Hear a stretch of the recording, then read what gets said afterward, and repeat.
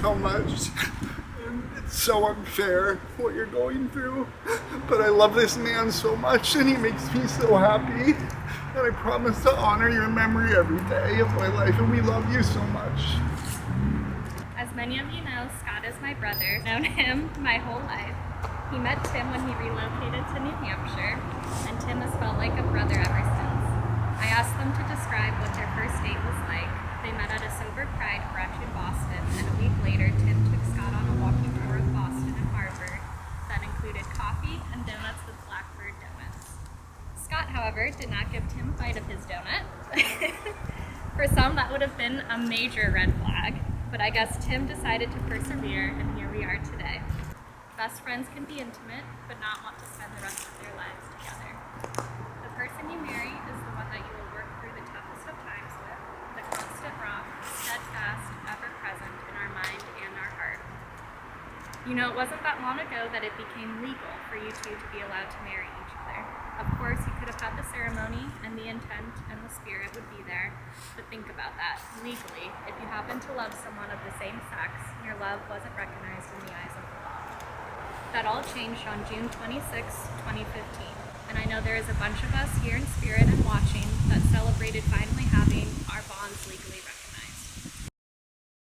The same for a few years, love is love and nothing can be more true. I'd like to share a portion of the ruling on the gay marriage from Oberfeld versus Hodge. No union is more profound than marriage, for it embodies the highest ideals of love, fidelity, devotion, sacrifice, and family. Forming a marital union, two people become something greater than once they were. Marriage embodies a love that may endure even past death. It would misunderstand these men and women to say they disrespect the idea of marriage. Their hope is not to be condemned to live in loneliness, excluded from one of civilization's oldest institutions. They ask for equal dignity in the eyes of the law. The Constitution grants them that right, it is so ordered. In my lifetime, I don't know that there will be a more affirming statement that indeed love is love. The greatest happiness of life is the conviction that we are loved for who we are, as we are. No exceptions. If there is anything better than that, it is loving someone for who they are, as they are no exceptions. Scott and Tim know that happiness. I will now read a poem by Walt Whitman. It is called Be Two Boys Together. Scott and Tim, please look at each other as I read this. We, two boys together cleaning, one the other never leaving. Up and down the roads going, north and south excursions making. Power enjoying, elbows stretching, fingers clutching. Armed and fearless, eating, drinking, sleeping, loving. No lawless than ourselves owning, sailing, soldiering, bathing, threatening. Misers, menials, priests alarming, air breathing, water drinking on the turf or the sea beach dancing. Cities wrenching, ease scorning, statues mocking, feebleness chasing, fulfilling our foray. Tim and Scott, now we come to your vows. May I remind you that saying your vows are one thing, but nothing is more challenging than living them day by day. What you promise today must be renewed tomorrow and each day that stretches out before you. Will you now please hold hands and look at each other and read your vows to one another.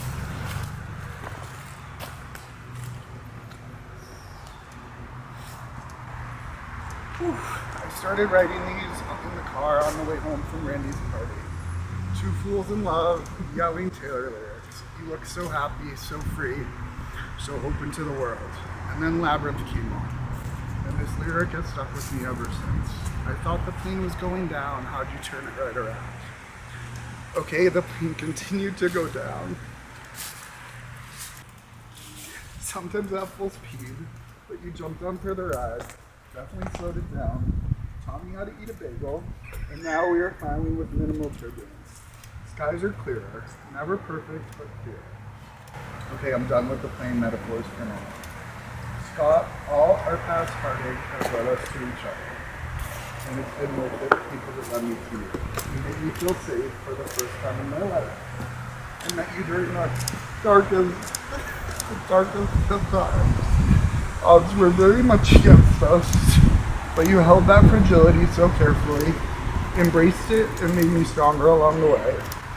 You continue to lift me up each and every day, even when you struggle to believe it. For this, I'm eternally grateful. The way you have jumped on board to help care for my mother as she continues her struggle is a testament to your loyalty and love for me. Through all the tears and fears, there you are. She would be so happy knowing how much I love you if she could vouch that. Oh. On to the good stuff.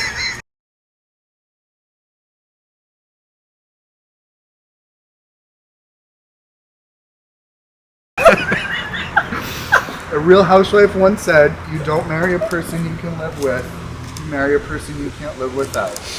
Bravo has never been more accurate, and I know Bravo. As you know, donuts played an important role in our early days. In the spirit of donuts, I wanted to share 13 things with you, a baker's dozen, a mix of things I love about you and commitments to you. As you know, 13 also happens to be Taylor's number. I'm not sure if you remember it, but we met on the 13th of June, and happy Friday the 13th. Here are some things I just love about you. This was hard to narrow down. Your laugh. Sometimes you laugh randomly, sometimes at yourself, sometimes with me, and sometimes even at me. But your laugh is infectious and makes me smile every time. Your creativity, the way it brings you joy, from a friendship bracelet to your daily planner. Your touch. I continue to feel this true comfort whenever we touch, even just a hand on a leg. Your loyalty. You fucking played kickball with me. At that point, I didn't realize how big of a deal that was. Your parenting. You are an amazing dog dad, and our boys are so lucky to have you. Do you remember what the floors look like in my apartment in Boston? Enough said. Your flexibility. I know it's been a lot, even too much at times, but you are flexible and patient. When we need to roll with the punches, we roll together. Your care for your family. I never had siblings and definitely was not always close with mine. Now 6 commitments. 1, I will always support you and stick by you. I promise. You do not have to worry about abandonment anymore. Not with me. Not ever. I will keep you safe. 2, I will not make any important decisions without considering how they affect our lives and our joint future together. 3, your family is my family is our family. I'll ride with you through the ups and downs of family dynamics and chaos that's sure to come sometime, somewhere. 4, I'll be honest and true even when it's hard. 5, I will explore with you new places and experience that are closer to our fingertips. 6, I will love you for the rest of my life. I am so grateful for you that words often escape when I talk about you to others. My love for you is deep, it's vulnerable, and it's the thing I'm most sure of. And you know I love being sure about it. I love you so much, my dear husband. Whew. Tim, I never saw you coming. And for me, it started with you smiling and waving at me across the street after that Pride brunch when we met for coffee and a pecan roll. When I got home from Boston, I told Emily all about meeting you and that I thought I could wait at least a year until you might be ready to date. But like a true mastermind, you had other plans. Just 1 week later, you were confessing to me that you had feelings for me. I'm pretty sure my exact words were, "Oh, fuck." Our love has been and will continue to be brave and wild. I think everything about us at the time flew in the face of logic and suggestions. But here we are, making this commitment to one another. If we had to put it all down on paper, pros and cons of our initial relationship, I think we'd still be here today. That's just who we are. But we drew a fresh page, numerous challenges together, losing your dad, putting Chewie to rest, phone calls and low customer service. Through all of it, I have been in awe of the way we find our way together. We've also made the most exciting and cherished memories together. Raising Wyatt, adopting Dewey, buying a house, making it our own fortress of solitude. When I step back and get a bird's eye view, it's a wonderful collage of collaboration and love. There's so much to love about you, Tim. From the way you laugh, to the way you can talk about sports ball and Victoria's Secret models in the same breath. You're quite the conundrum. And I love the puzzle of the person that you are. You are so kind and so generous with your heart. You do hard work professionally, mentally, and emotionally every day. And I love how secure and seen I feel with you. From Pokemon to Taylor to comic books, you love that I love what I love. You are my endgame, my first string, my A-team. Before God and these people today, I vow to always put my recovery first and foremost so that I can be present for everything we will experience together. To cherish this as a collaboration between two people who complement, not complete each other. To roll my eyes less and less each time you ask for a foot rub. To grow with you and to help you stay true to yourself and your values and your heart. To always be impressed by your ability to know all the words to every 90s hip hop and boy band song. To tell you whenever you have cream cheese or other condiments in your beard. To see the very best in you and to love and accept everything else, no matter what. This is the golden age of something good and right and real. I am so honored and so grateful that you want to keep building this thing. I love you the mostest forever and ever. Whew. All right, here we go. You both ready? Yep. Let's do this. Right. Let's do it. Please hold hands and look at each other. Scott, you have chosen Tim to be your husband. Will you love and respect him? Will you be honest with him always? Will you stand by him through whatever may come? I will. Tim, you have chosen Scott to be your husband. Will you love and respect him? Will you be honest with him? Will you stand by him through whatever may come? And then to the both of you, do you both promise to do the best you can to make the necessary adjustments in your personal lives in order that you may live in a harmonious relationship together?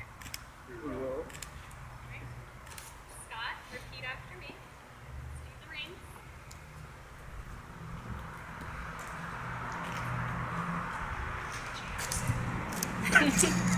I give you this ring I give you this ring that you may wear it that you may wear it as a symbol of the vows I have made this day. as a symbol of the vows that I have made this day. I pledge you my love, I pledge you my love, my respect, my respect, my laughter, my laughter, and my tears. and my tears. With all that I am, I honor you. With all that I am, I honor you. Tim, I give you this ring I give you this ring. that you may wear it as a symbol of the vows I have made this day. As a symbol of the vows. I pledge you my love, I pledge you my love, my respect, my respect, my laughter, my laughter, and my tears. and my tears. With all that I am, With all that I am, I honor you. I honor you. Now may those who wear these rings live in love all their days. Now may the love which has brought you together continue to grow and enrich your lives. May you continue to meet with courage any problems which may arise to challenge you. May your relationship always be one of love and trust. May happiness you share today be with you always. And may everything you have said and done here today become a living truth in your lives. Tim and Scott, we have heard your promise to share your lives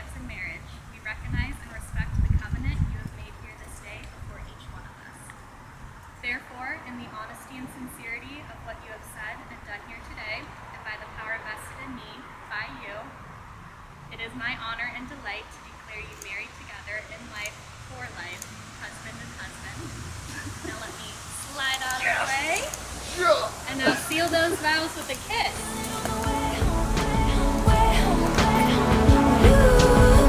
You can see it with the lights out, lights out.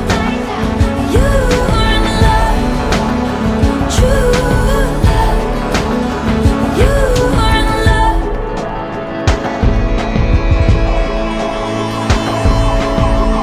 Morning, his place, burnt toast. Sunday, you keep his shirt, he keeps his word. And for once, you let go of your fears and your ghosts. One step, not much, but it's said enough. You kiss on sidewalks, you fight, then you talk.